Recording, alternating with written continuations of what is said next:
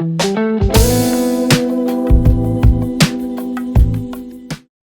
bop, bop, bop, bop. Geeks are in it, baby. Let's go. UFC 279 going down Las Vegas T-Mobile Arena. We got Hamzat Chimaev, Boers, coming out against Nate Diaz. You know, West Coast gangster. Let's get after it. We're going to start main card from the bottom to the top every single fight. Let's start with Johnny Walker, 205, light heavyweight scrap against Ian Kutalaba. Johnny Walker's 18-7. Kutalaba's 16-7. Looking at the line is very interesting. They got Johnny Walker as about a 2-1 dog, and his chin is the only problem. You know, he's a 6'6" guy. He's got all the tools. He trains at SBG Ireland. He seems like he's going to be, you know, this crazy phenomenon. But then you watch a couple fights and you see that his chin is literally disintegrating every single time he steps in the octagon. It gets worse. He has gone to decision against Thiago Santos, which is what I'm going to rely on, and I'm going to base my entire pick off of, because I think that if he can get out of this first round with Kudalaba, and Kudalaba expends a lot of energy trying to wrestle and you know, doing his thing, he's got a big height advantage, big size advantage. I think that he can tire out Kudalaba and land his shot. He's super rangy. He's going to need to keep that chin way far away from Ion Kutalaba, because if it gets hit, we all know what happens. His hands might fly in the air. But I think that he's going to get this one done. Johnny Walker's a live dog to start the card. And if he wins, it'll be an emphatic fashion. So let's get after it. Goosey, what do you got? Going Johnny Walker, baby. I think the 6'6" frame, the very good grappling defense, good jujitsu. Ian Kutalaba is going to go out, try to hit him with some power shots, engage the grappling, and I'm hoping that he's able to get the grappling going a little early, because that will tire him out round 2, round 3. If we can get there, I feel good about Johnny Walker. The first round is going to be scary, though, because anything that touches this guy could be the end of the night, but I'm hoping it's not. And especially, I mean, almost 2-1 dog. He's got better skills. He's the better fighter. It's just if he can hold up and stay in there till this fight gets a little dicey. So I'm going to take Johnny Walker here. Let's go, Dana. What do you got? I'm gonna go with Kutalaba. I don't love the line, but and I think Johnny Walker is a 6'6" dude. He's shredded. He's got a big reach, but he's just one of those guys where just some things don't go his way. And I think we talked about him going with the camp from Ireland, SBG Ireland, I believe.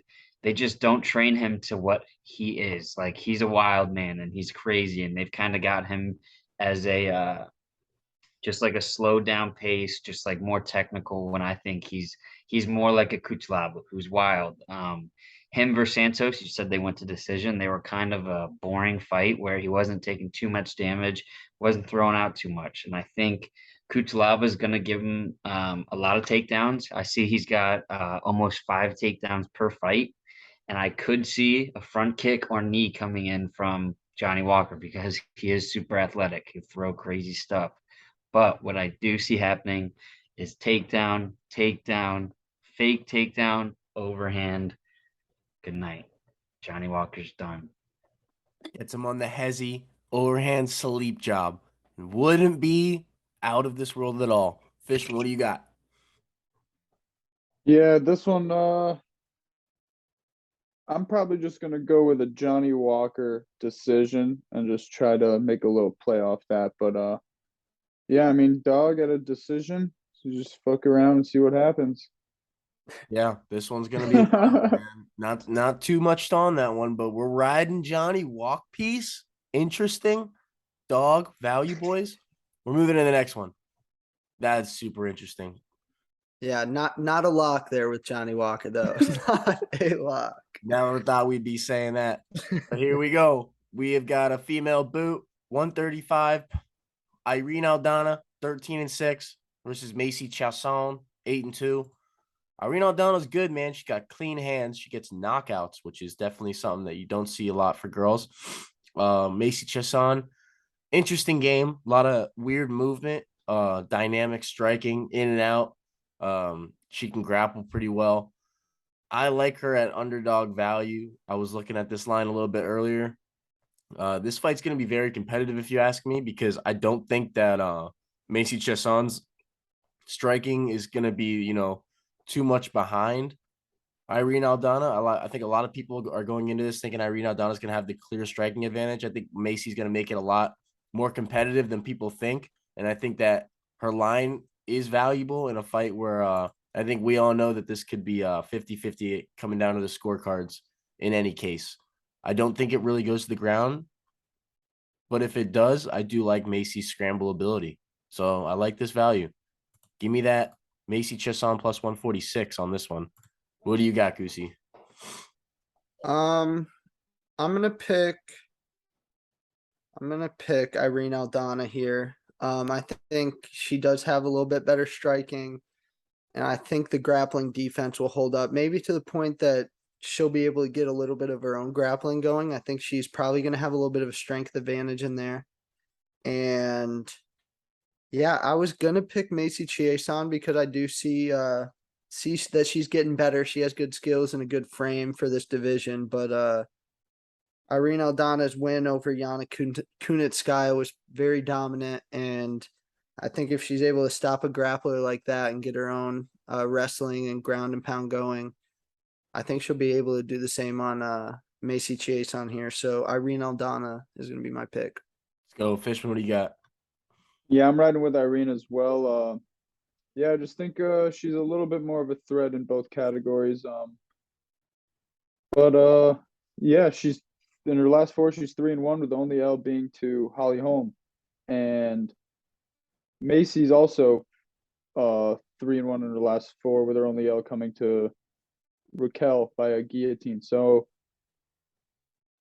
it's gonna be a little bit of a scrap, but I'm going with Irene on that one. Let's go, Dan. What do you got? I like the underdog. I watch it. Let's go. That's kind of the page I'm on too. Let's get after it. We're coming into the last three boots, and these are the three that we are all waiting to see. I mean, D-Rod stepping back onto the scene. It's a catch weight at 180, and he's coming out against Big Mouth Kevin Holland. Wow, this is going to be awesome. Kevin Holland's been asking for D-Rod for a little bit now. D-Rod's been, not hesitant to say he'll take the fight. It's finally presented to them. D-Rod coming off 3 hand surgeries, as I just saw in one of those Schmo interviews. He kept trying to come back early, kept messing it up. He's back now though. I mean, 16-2. D-Rod was definitely on a huge run before this all. I think we haven't seen him in about a year. Kevin Holland made the new splash in this division. 170. I guess it's back at 180. This is a weird one, but he did just beat Cowboy Oliveira in his last fight, and he looked phenomenal. He looks like he's back on his strict diet.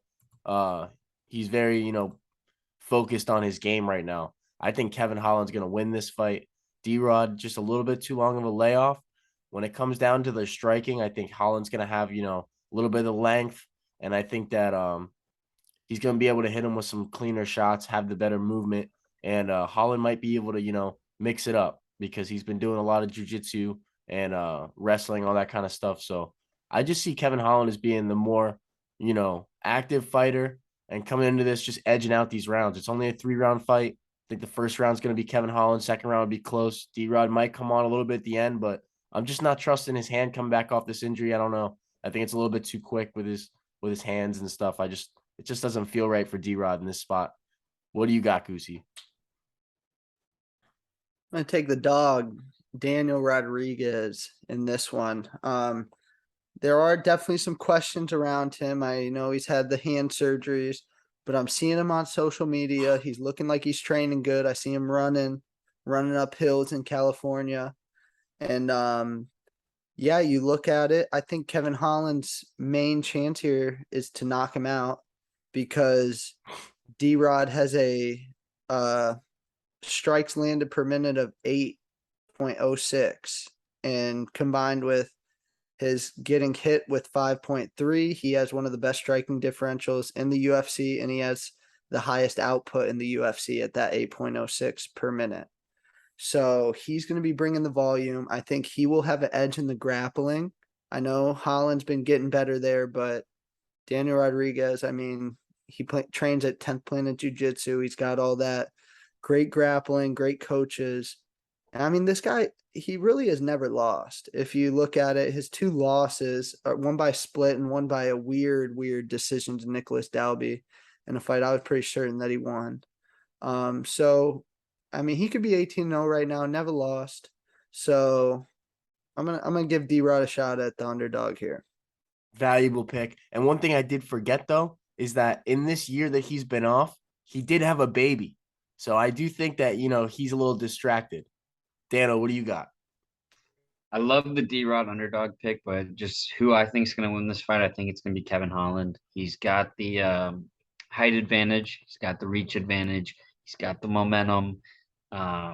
He's Kevin Holland's been more rounding out his game, and I think D-Rod has phenomenal takedown defense.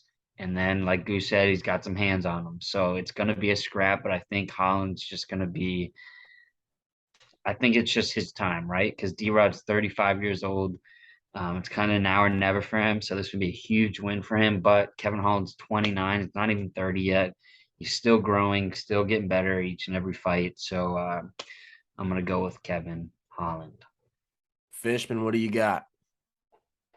I'm riding with Big Mouth on this one as well. He's 10-4-1 in the UFC, and his 2 L's are coming to Vittori and Brunson, where they just lay on him. And if you can't just lay on Kevin, I think he's gonna get the best of you.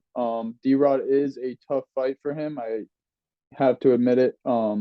D-Rod's a thug too, bro. I mean, it's gonna be a scrap. This is definitely up there for could be a fight of the night. Yeah, I'm a ride with Big Mouth on this one. I think he's gonna get it done. I'm surprised I'm not riding with the dog on this because I do love D-Rod. But yeah, I mean Kevin's longer. I think he's more of an athlete than D-Rod is, and I think that's gonna play a good part. He's gonna be moving better, quicker, and I like it. Yeah, I know. I can't believe I'm not on this dog price too. I feel like he's been a little bit away from the game doing different things. I don't know if his head's exactly screwed on 100%, especially with those injuries, hearing about that. Doesn't matter. We're moving into the next boot. We have got a legend, Tony El Kukui Ferguson, 25-7, coming out in the co-main against Li Jingliang, 19-7. This one's tough, man. Obviously, Tony's a live dog in every fight, any fight that he's in. He is plus 200, I believe, and plus 240. That's probably just going to get a little bit bigger and bigger, and it's very reasonable. Li Jingliang just put away a super savage in Muslim Salikov, and he's going up.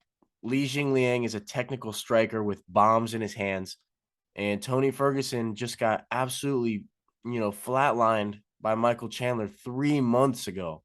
So, you need a little bit more time off than 3 months. I get your El Kukui. You've never been like that. You're coming back. I get you're mentally tough. But Li Jingliang is not the guy to come back into the octagon against when you were just flatlined 3 months ago. And as much as I love Tony, I'm gonna have to say that Li Jingliang is gonna find a bomb in this fight, or if he doesn't find a bomb, it's gonna look a lot like the Gaethje fight, So, man, I really want Tony to win. My heart's with Tony, and if this line gets to anywhere, I'd say plus 320. I'll be swinging at Tony, but Li Jingliang's probably gonna win this fight, and he's probably gonna win it in dominant fashion. What do you got, Goosey? Yeah, I mean, I agree with you on most of those. If this fight was taking place in December, I would give Tony a lot more thought, but there's just so many question marks. He's 38. He just got knocked out cold for the first time in his career. He's coming back on 3 months notice, or 3 months after that at welterweight. He hasn't taken time to build his frame up to the welterweight. That welterweight frame is just a little bigger and a little bit more physical than lightweights. Lightweight's more skilled. So I think the early parts of this fight, Tony is going to do well. But it's just a matter of when, I feel like, because Li Jingliang does a good job of hitting the chin, and Tony tends to strike with it up in the air sometimes. So, I mean, I don't know why the UFC is doing this fight, especially rushing Tony back like this, but I hope he gets it done. I don't think he gets it done. I'm gonna pick Li Jingliang here. It feels like with the whole tournament they're setting up over there in Asia and this matchup and a couple other ones that I've seen along the line, they're really trying to get into this international market, you know. Dano, what do you got? I'm gonna go with the Leech, Li Ji Lang. Everything you guys said scares me how quick Tony's coming back, and I also could be wrong here, right? But how we see Colby Covington, he's a true welterweight. He's around his weight. He's really good for that weight class. I believe Tony's really good at lightweight. Tony's not going to be going up to 190 and then trimming down. I feel like he's going to beef up to 170. So I feel like Li Jingliang is going to be a lot bigger than him because Li Jingliang is a big dude. There's going to be a lot of power there. And not only the physical side, I believe this is going to be a really tough mental week for Tony because he's going to sit at that press conference behind his sunglasses and they're going to ask him, Tony, how you feeling? How's the head? What's it been like? Blah, blah, blah. And if he's been okay so far, I believe his mind's just going to start racing, especially at the press conference. They're going to ask him in front of the world. They're going to ask him at media day. So it's going to get really real for Tony Ferguson this week. So I don't think it's going to be a good week for him. Facts. Fishman, what do you got? Yeah, I'm riding with the Leech on this one. Tony Ferguson, the legend. It's tough to see, but yeah, I'm kind of on Dano's thinking process here. Leech he's a big guy. I mean, you look at the fight with with Hamzat, they're around the same size that you could argue, and Tony's coming up, and Jing Liang's just got a cut, and he's gonna inflate back up. So I think Tony's gonna get hit hard here again, and I'm not excited to see it, but hopefully Tony can pull one out. And but yeah, man, I mean it's tough, but let's go with the Leech. All right, let's go. We're into the main event. The main event, baby. 170 pounds, welterweight scrap. We've got Boers Hamzat Chimaev coming out against Nate Diaz. Nate Diaz is 20-13. Hamzat 11-0. Minus 1,200. Hamzat Chimaev. Not really too much room to play this because if you're like me, you think Hamzat's going to run through him. I think it's a terrible matchup for Nate Diaz because, yeah, he's got jiu-jitsu, but it's flimsy jiu-jitsu. It's like laying my guard jiu-jitsu. It's not anything that's going to be of threat to a guy like Hamzat, who's going to pressure, ground and pound, advanced position. He's not going to sit in your guard and play and do all this funny stuff. This guy ground and pound smashes people. Nate Diaz's face just opens up. We've seen it with the Jorge fight. They got the scar tissue. He starts to bleed easy. We already know the situation he's in with the UFC. He doesn't want to resign. He wants to go box Jake Paul. They're throwing him Hamzat Chimaev because they know this is the worst matchup for him. Hamzat probably sits in half guard, rains elbows on Nate Diaz to open this fight, and it probably ends just like that. I could see Hamzat walking him down, throwing bombs, but we all saw that Hamzat can eat a shot. So I mean, Nate Diaz's only way to victory is a late finish where Hamzat gasses. We've seen Hamzat get tired, but that was in a 3-round fight where the pace was ludicrous. So, I mean, if the pace is ludicrous, he might get tired again, but I think he gets him out of there early. I think not too much to think about here. If the Hamzat round 1 line is reasonable, think about that. If not, stay away. Nate Diaz, I guess there's a little value. Goosey, let's hear about it. I'm picking Stockton, motherfucker. I'm going with Nate Diaz. And I mean, you look at it, styles make fights, and Nate's cardio style, durable style is what it's going to take if you want to beat Hamzat. Because you're probably not going to beat him round 1. He has a good chin and very good wrestling. He's going to go out and wrestle. He's got good power in the hands, but the striking's not that clean. Like if you look at it, Hamzat will be the worst striker that Nate's fought since 2015 when he fought Michael Johnson. Since then, he's fought Connor, who's elite striker, Anthony Pettis, very good striker, Jorge Masvidal, very good striker, Leon Edwards, welterweight champ. So on the feet, I think he's not going to see anything he hasn't seen before. On the ground, he's going to need to play a little bit more jiu-jitsu game than he has been, but he has the most submissions from bottom position in UFC history. So he's capable of doing it. He needs to not give up his back to Hamzat. I would prefer, because he's going to be on the ground early. I want him to stay on his back, work the jiu-jitsu, because when Gilbert did that to Hamzat, started grabbing limbs, he stood up, wanted no part of it. And I think that's because Hamzat's jiu-jitsu is not that good. He's very good at wrestling. He's very good at ground and pound, but I think his technical jiu-jitsu skills aren't what they've been built up to be. And I just think that somebody with Nate's experience who can play the cardio game, wear at that body, is going to give Hamzat problems if he can't get him out of there early. No one's been able to get Nate out of there early. I mean, he got the doctor stoppage at the BMF fight, but since then he hasn't got finished in so long. He got finished with a head kick way back.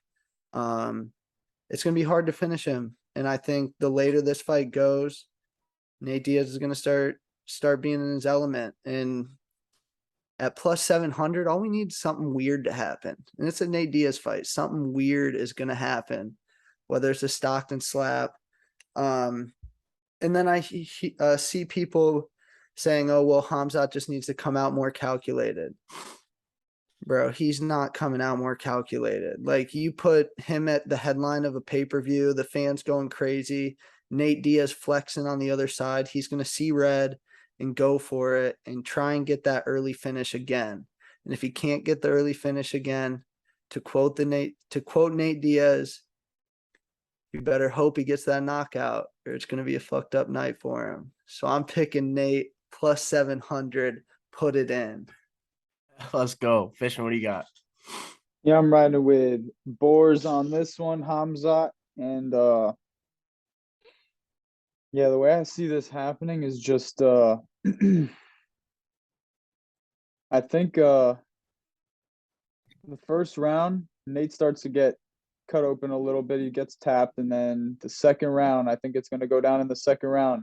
Hamzat's going to be in the orthodox stance. Nate's in the southpaw, and you saw the Hamzat has that uppercut. It's weird looking, but he hit the ejecto mouthpiece on that homie, and he fucking just comes up, bam. I think he's going to clip him one of those. Nate's going to get rocked, and he's just going to jump on him and ground and pound it out. That's how I see it going down. But yeah, it's definitely going to be a scrap. If it gets past 2-3 rounds, it's going to be interesting, just like Goose said. We'll see if he can hold up. Dano, what do you got? How I see this fight ending, I see him rocking Nate Diaz. Nate curling up against the fence, him pouring shots on, and Nate just falls down and shells up. I don't see him putting Nate Diaz lights out. I don't see him submitting Nate Diaz, but I could see like a weird finish like that. I could see a doctor stoppage. I could also see him just like totally overwhelming Nate on the ground, throwing a couple shots, the ref yelling, Nate, you got to move, Nate, you got to move. And then he just gets Hamzat off him. Like you said, it could be a weird one. I see that happening. The way I think about this fight is, and we talked about this weeks ago, don't overthink this fight, but cross your fingers and pray like hell. And I'm rooting for Nate Diaz, but got to go Hamzat Chimaev in this prediction.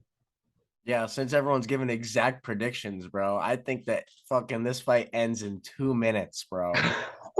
You guys want exact predictions? Nick Diaz Army, round 4 submission. Nate is getting the win. Let's go. Those are the picks. Those are the predictions. Geeks are in and the geeks are out. Let's go.